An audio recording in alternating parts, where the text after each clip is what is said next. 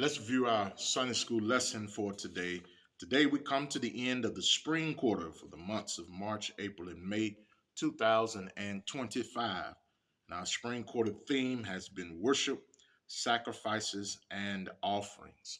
This quarter has helped us to understand Christ's sacrifice in the New Testament from the Old Testament sacrifices and offerings under the Old Covenant.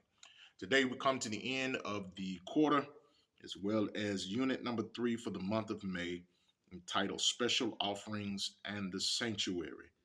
And we are exploring the unique relationship between the sanctuary and the sacrificial offerings given there.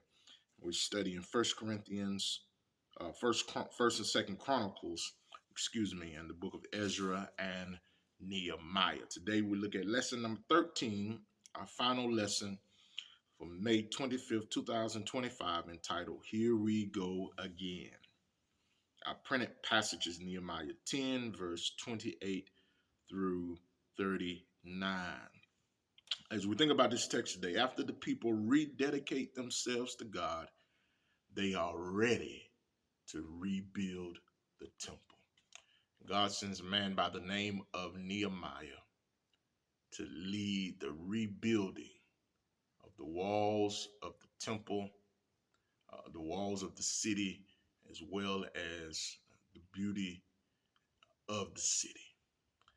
And as he is working, a man by the name of Zerubbabel is working to rebuild the temple.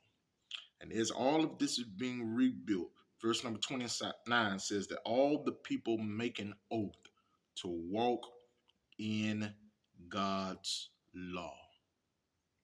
They understand the weight of their sins. They turn away from God. 70 years in captivity is a long time. They understand the weight of it. And now they make an oath to follow God. And their obedience to God's word is what will save them from having to face such punishment anymore. It's a beautiful thing to see God's people turn their hearts to him and make him their Lord and obey to follow him.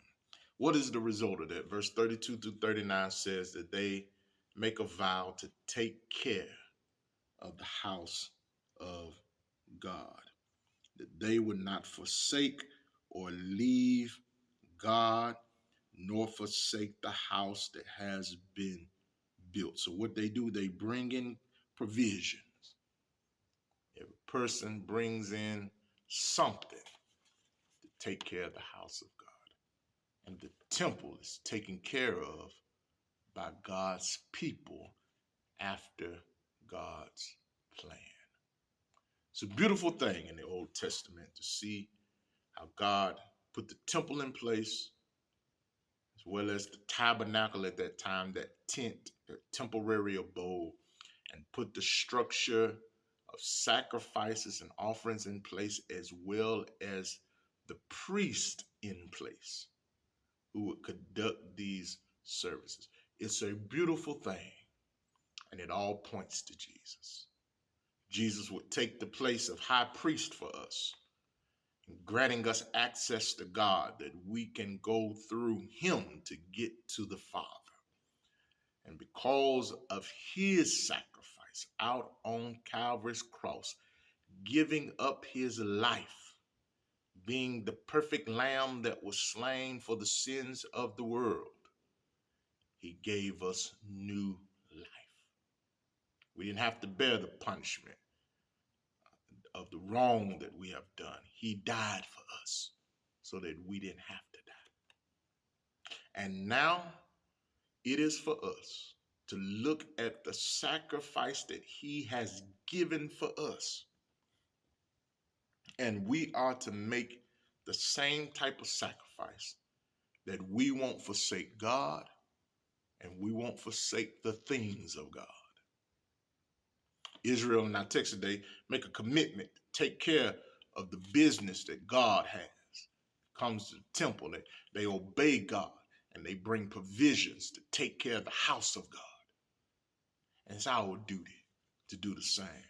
to not forsake the things of God, but to use everything we got, talent, time, our treasure, money, to use it, territory of influence that we have, and the things that use it all for God's glory.